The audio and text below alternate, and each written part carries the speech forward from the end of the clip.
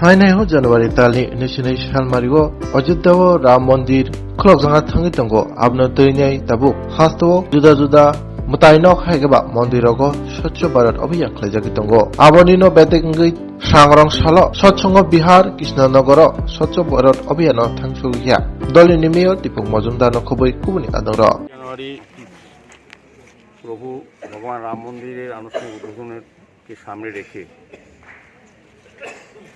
আমাদের যশস্বী প্রধানমন্ত্রী নরেন্দ্র মোদীর আহ্বানে সারা ভারত সারা পৃথিবীর সমস্ত মন্দির প্রতিষ্ঠানগুলি আমরা স্বচ্ছ ভারত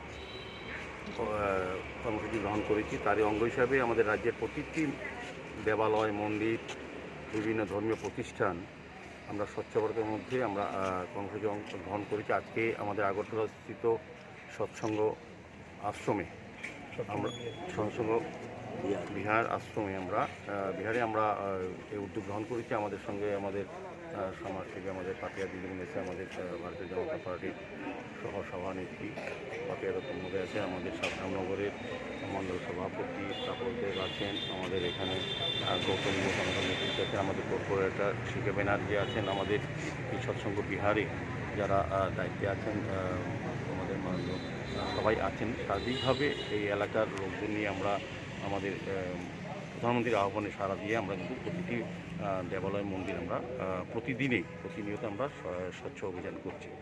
তো আমার আশা থাকবে আমাদের প্রধানমন্ত্রী যে আহ্বান রেখেছেন এবং আমাদের 22শে জানুয়ারি আমাদের যে রাম মন্দির 500 বছরে যেটা আমাদের পুরানো যেটা আমাদের আগ্রহ এবং প্রত্যাশা ছিল সমস্ত ধর্মপ্রাণ ব্যক্তিদের যে রাম মন্দির প্রতিষ্ঠা করা, রামলালা প্রাণ প্রতিষ্ঠা করা, সেক্ষেত্রে প্রধানমন্ত্রীর হাত ধরে সেদিন হবে।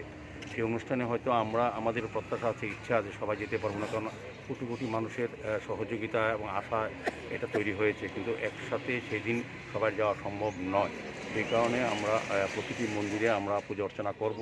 প্রভু রামের কাছে আমরা মন্দির পুজো অর্চনার মাধ্যমে পাঠ সমস্ত চণ্ডী পাঠ গীতা সমস্ত ধর্মীয় আচার অনুষ্ঠানের মাধ্যমে আমরা ভগবান রামের কাছে পৌঁছবো 22শে জানুয়ারি।